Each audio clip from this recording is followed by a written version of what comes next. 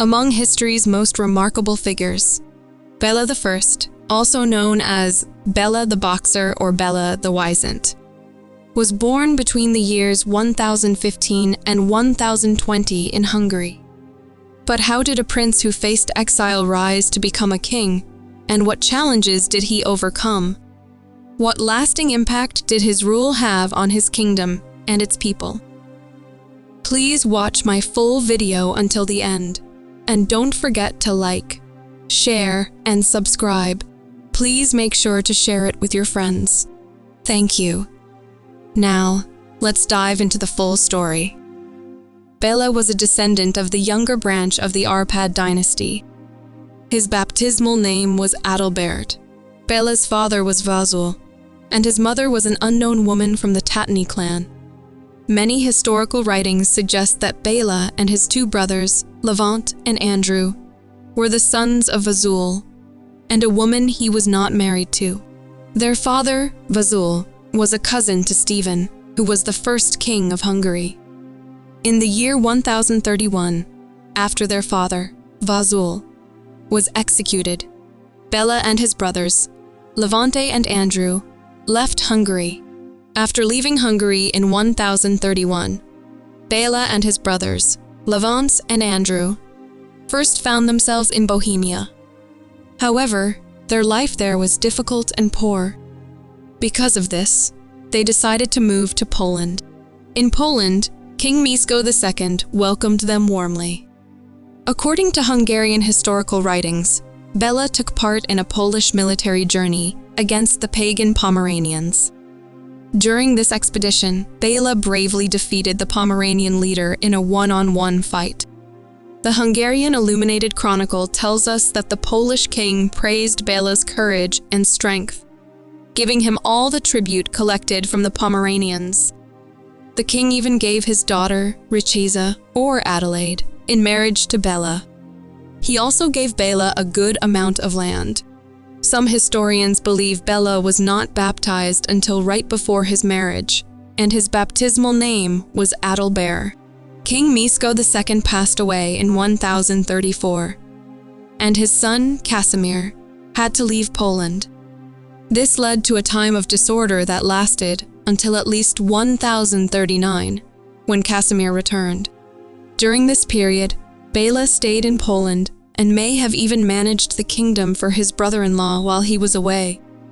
However, in about 1038, Bela's brothers, Levant and Andrew, left Poland because they did not want to be seen only as Bela's brothers at the Polish court. After their time in Poland, Andrew and Levant went to Kiev. They eventually returned to Hungary when a rebellion, mostly led by pagans, broke out against King Peter Orseolo in the year 1046. King Peter Orseolo was removed from power, and Andrew was declared king. Levante passed away in that same year. Since Andrew did not yet have a child, he decided to invite Bela to come back to Hungary. King Andrew sent a message to Bela in Poland, expressing his love and asking him to return quickly. He promised Bela that they would share in the joys and good things of the kingdom, as Andrew had no other heir or brother besides Bela. Bela was touched by these words and returned to the king with his entire family. King Andrew was very happy to see his brother, feeling stronger with Bela by his side. Then, the king and Bela held a meeting and divided the kingdom into 3 parts. 2 parts remained under the king's control, and the 3rd part was given to Bela as a duchy. This division of the kingdom, however, later caused disagreements and wars between the dukes and kings of Hungary. As urged by his brother, Bela returned in 1048 and received 1/3 of the kingdom, along with the title of duke. Bela's duchy included large areas along the eastern and northern borders of Hungary, such as Nitra, which is now Nitra, in Slovakia, and Bihar, which is now Biharia in Romania. He had many of the same powers as a king, including the right to mint coins. The coins he made, called half-dinars, had the words Bela Duke on them.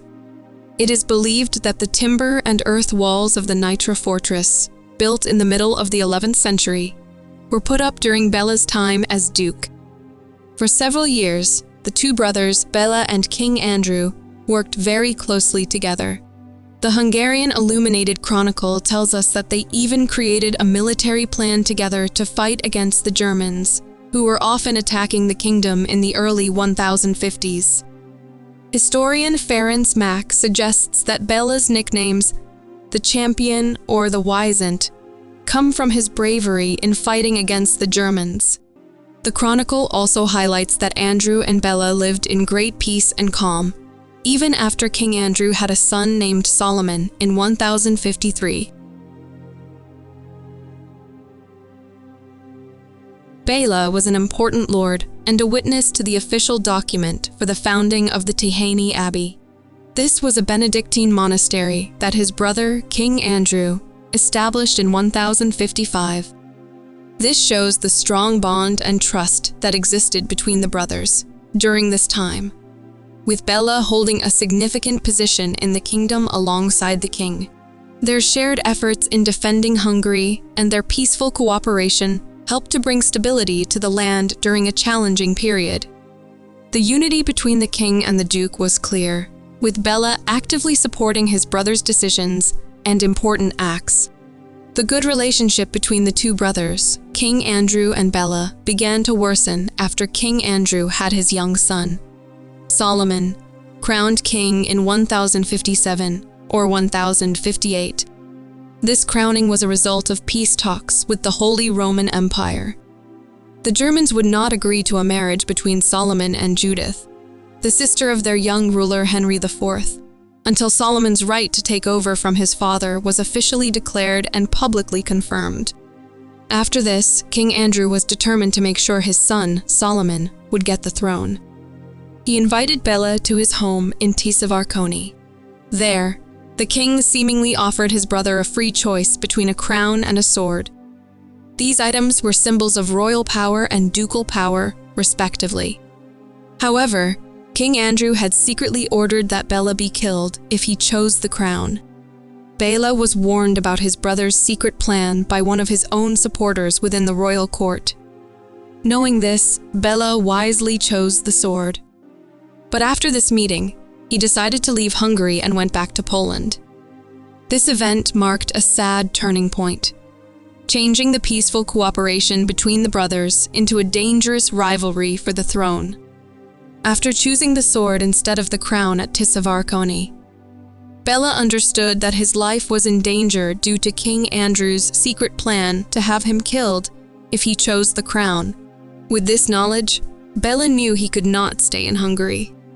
He quickly made preparations and left the kingdom, seeking safety once again in Poland.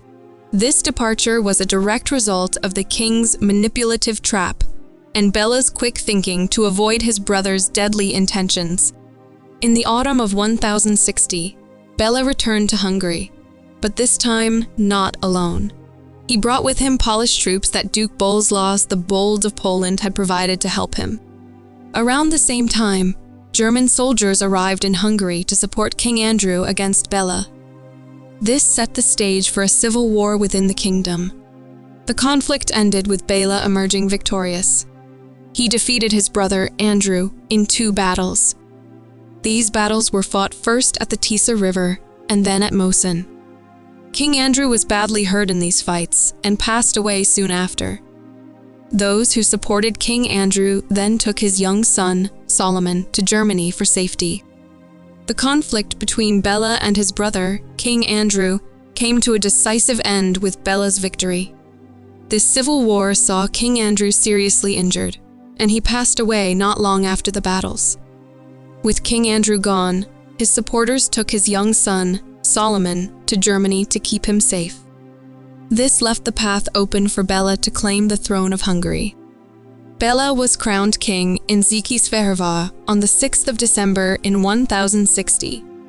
After becoming king, he showed a wise approach to those who had supported his nephew. He ordered that the wives, sons, and all the property of those who had followed Solomon to Germany should be protected and kept safe. This fair treatment encouraged many of Solomon's supporters to make peace with Bela's rule. and returned to Hungary. Bela's actions helped to unite the kingdom after a period of division and fighting, showing his desire for a stable and peaceful reign. As king, Bela the First quickly set about making changes to his kingdom, especially concerning its money. He reformed the coinage, introducing large coins of purest silver into circulation. To make sure this new money stayed strong, Bela also set limits on prices and got rid of the black market, aiming to stabilize the economy. He also changed the day for weekly markets in the kingdom from Sundays to Saturdays. One historian, Nora Berend, suggests that this change might have made things harder for Jewish people, as they observed the Sabbath on Saturdays and could not work. Bela wanted to discuss these new ideas and changes with the common people. So, he sent messengers all across Hungary to invite 2 elders with gift of speech from each village to a royal council. The Hungarian Illuminated Chronicle describes how a large crowd of common people gathered in Székesfehérvár in 1061. These gatherings show Bela's efforts to involve his people in important decisions, even while facing the challenges of leading a kingdom and introducing new policies that would affect everyone. Despite King Bela's efforts to involve his people in governance and his economic reforms, not everyone was pleased with the changes, especially those connected to religious matters. In 1061, during the large gathering of common people in Székesfehérvár, a serious demand was made. The people there called for the return of pagan beliefs and also demanded the killing of religious leaders or clergymen. This showed a strong desire among some to go back to older traditions and reject the Christian ways that had become more common in Hungary. King Bela, however, was firm in his commitment to maintain order and the established religion. He quickly gathered his army to address this uprising. Within just 3 days, he successfully put down the rebellion. Historian Gula Christo suggests that this rebellion might have been led by a man named John, who was the son of Vata. This swift action by Bela showed his strength as a ruler and his determination to prevent chaos and ensure the stability of his kingdom. It highlighted that even with his attempts at inclusive governance, he would not tolerate challenges to fundamental aspects of his rule, such as the kingdom's religious direction. King Bela understood the importance of peace with his powerful neighbors. He tried to make a peace treaty with the Holy Roman Empire. To show his good intentions, shortly after he was crowned king, Bela released all the German military leaders who had helped his brother during the Civil War. However, the advisors to the young German ruler did not accept Bela's offers for peace. This meant that tensions between Hungary and the Holy Roman Empire continued. In the summer of 1063, a meeting of the German princes took place. At this meeting, they made an important decision. They decided to launch a military expedition against Hungary. The goal of this military action was to put young Solomon back on the Hungarian throne. Bela had been willing to step down as king in favor of his nephew, Solomon, but only if Solomon would give him back his former ducal lands. However, before any agreement could be reached or the German forces could arrive, a tragic accident occurred.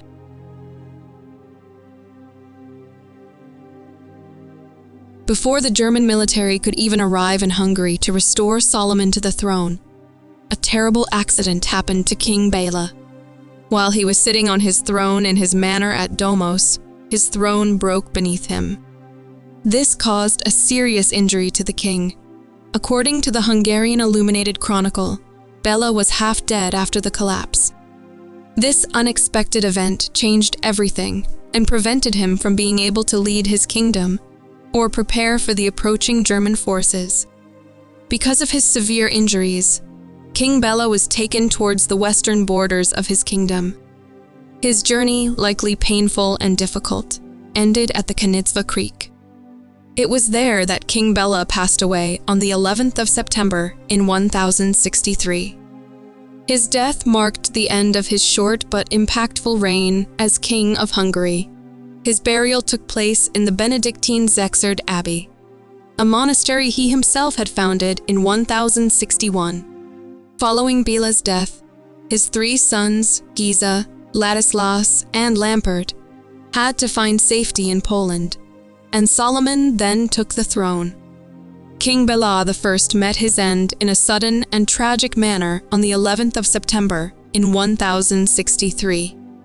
This occurred after he was severely injured when his throne collapsed beneath him at his manor in Domos. The Hungarian Illuminated Chronicle describes him as being half dead from this accident. Following this terrible incident, the injured king was transported to the western parts of his kingdom. His journey ended at the Kanizva Creek, where he passed away. This location marked the final moments of his life. King Bela was laid to rest in the Benedictine Exile Abbey. This abbey was a significant place, as Bela himself had established it in 1061. His death at the Kanizva Creek and his burial in Exile Abbey concluded a life filled with exile, battles, and efforts to reform his kingdom.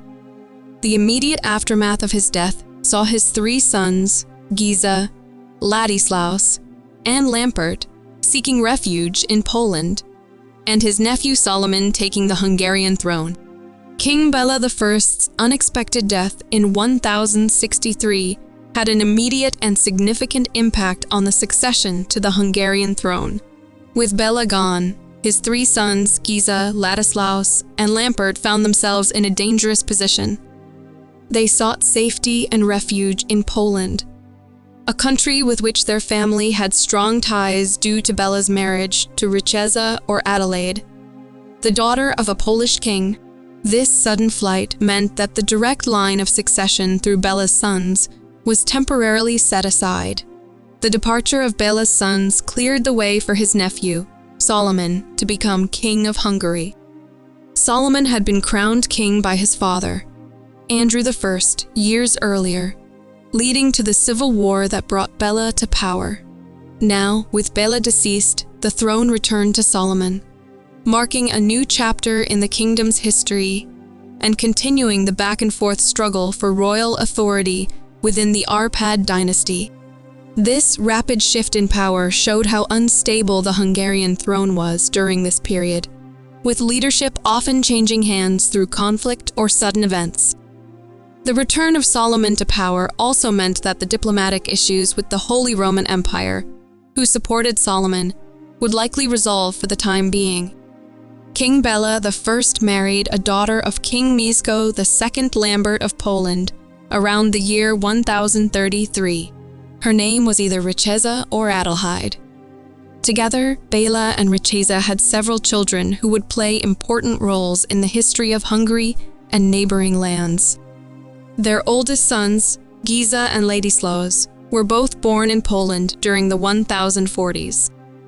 Both of these sons would later become kings of Hungary themselves, with Giza becoming king in 1074 and Ladislaus in 1077. Bela's third son, Lampert, was born after Bela returned to Hungary. Following Lampert, they had a daughter named Sophia. Sophia was married twice, first to Margrave Ulrich I of Carniola, and later to Duke Magnus of Saxony. Her younger sister, Euphemia, became the wife of Duke Otto I of Olomouc. Bela's third daughter, Helena, became the wife of King Demetrius Zvonimir of Croatia. An unnamed daughter of Bela married a Hungarian nobleman named Lampert of the Hont-Pázmány clan. Some historians also suggest that Bela had a fifth daughter named Lanka, who was the wife of Prince Rostislav Vladimirovich of Tmutarakan. These marriages show how Bela's family connected with other powerful families and rulers across Europe, extending the influence of the Arpad dynasty. Bela the First, despite a relatively short reign from 1060 until his death on the 11th of September in 1063, left a notable mark on Hungarian history. Known as Bela the Boxer or the Wizened, his life was a journey of resilience and ambition, from exile to king.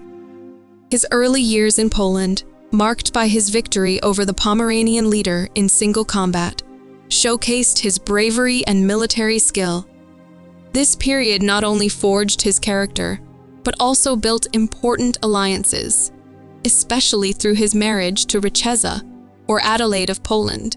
Upon his return to Hungary, Bela's role as Duke, controlling a significant portion of the kingdom, demonstrated his administrative capabilities and shared leadership with his brother, King Andrew I. The minting of coins bearing Bela Duke inscriptions highlighted his authority.